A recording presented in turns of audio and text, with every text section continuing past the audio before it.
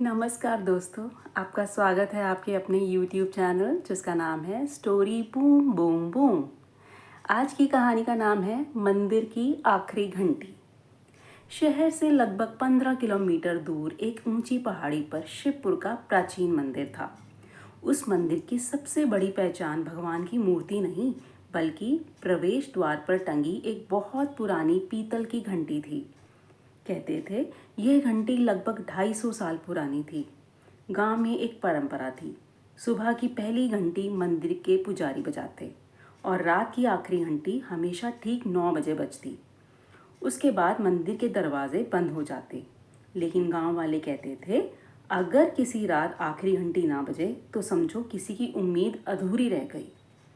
लोग इसे अंधविश्वास मानते थे, लेकिन बुजुर्ग इस बात को पूरे विश्वास से कहते। उस मंदिर के पुजारी थे हरिदास बाबा। सफ़ेद दाढ़ी, शांत चेहरा और हमेशा मुस्कुराती आंखें। कोई भूखा आता तो पहले उसे खाना खिलाते, फिर पूजा करवाते। कोई दुखी आता तो घंटों उसकी बात सुनते। वह अक्सर कहते भगवान मूर्ति में कम, इंसान के आंसू पोंछने में ज़्यादा मिलते हैं।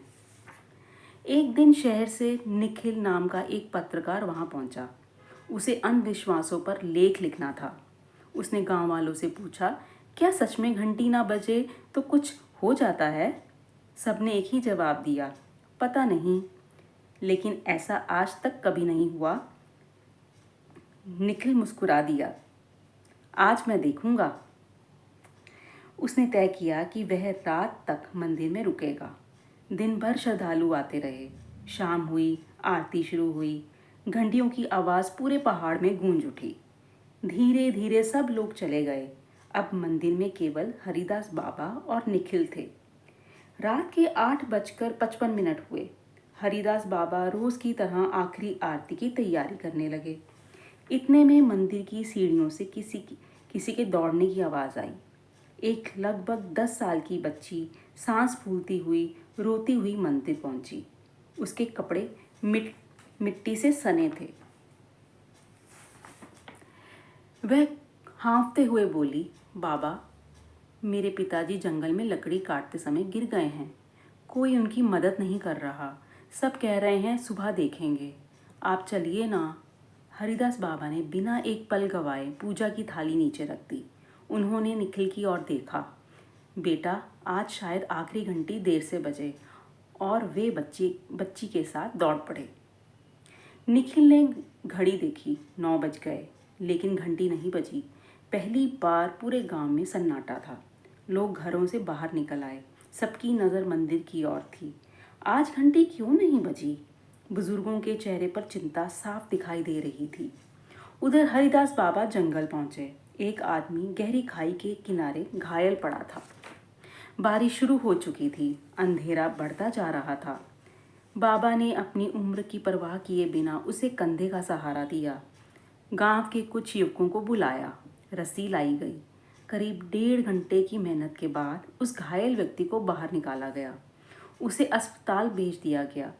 डॉक्टर ने बाद में कहा, अगर आधा घंटा भी और देर हो जाती तो इन्हें बचाना मुश्किल था।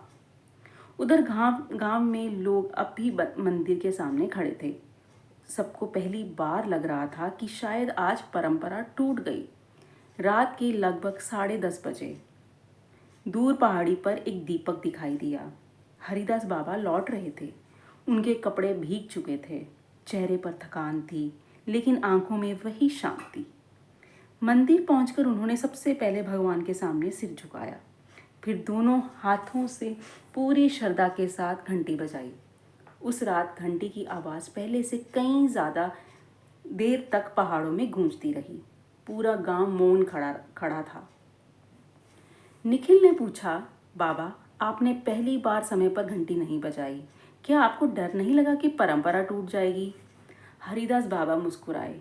फिर उन्होंने जो कहा वह सुनकर सबकी आंखें नम हो गईं। उन्होंने कहा, अगर मैं समय पर घंटी बजा देता और एक इंसान की जान चली जाती तो भगवान के सामने कौन सी पूजा स्वीकार होती? मंदिर की आखिरी घंटी भगवान को नहीं सुनानी थी, इंसानियत को सुनानी थी। यह बात पूरे ज़िले में फैल गई। निखिल ने अपने अखबार में अगले दिन एक लेख लिखा। शीर्षक था, जिस रात भगवान ने घंटी का इंतज़ार किया। लेख पढ़कर हजारों लोग उस मंदिर में आने लगे, लेकिन अब वे केवल पूजा करने नहीं आते थे। वे गरीबों के लिए दवाइयाँ लाते, रक्तदान शिविर लगाते, ज़रूरतमंद बच्चों की पढ़ाई का खर्च उठाते। मंदिर धीरे धीरे केवल पूजा का स्थान नहीं, सेवा का केंद्र बन गया। कुछ वर्षों बाद हरिदास बाबा इस दुनिया से चले गए। उनकी अंतिम इच्छा थी, मेरी याद में कोई मूर्ति मत बनाना। अगर मुझे याद रखना हो तो किसी रोते हुए इंसान की मदद कर देना। आज भी शिवपुर मंदिर में हर रात 9 बजे घंटी बजती है, लेकिन उससे पहले पुजारी एक वाक्य ज़रूर कहते हैं। अगर बाहर कोई ज़रूरतमंद आपका इंतज़ार कर रहा हो तो पहले उसकी मदद कीजिए, भगवान यही आपका इंतज़ार करेंगे। मंदिर के प्रवेश द्वार पर आज एक पत्थर लगा है, उस पर केवल एक पंक्ति लिखी है, घंटी की आवाज़ भगवान तक पहुंचती है, लेकिन इंसान की मदद सीधे भगवान के दिल तक पहुंचती है। तो इस कहानी से हमें ये सीख मिलती है, सच्ची पूजा आरती, फूल और घंटियों से नहीं होती। सच्ची पूजा तब होती है जब हम किसी ज़रूरतमंद की मदद करने के लिए अपने स्वार्थ और सुविधा को पीछे छोड़ दें। कभी कभी भगवान हमारी प्रार्थना नहीं, बल्कि हमारा व्यवहार देख रहे होते हैं।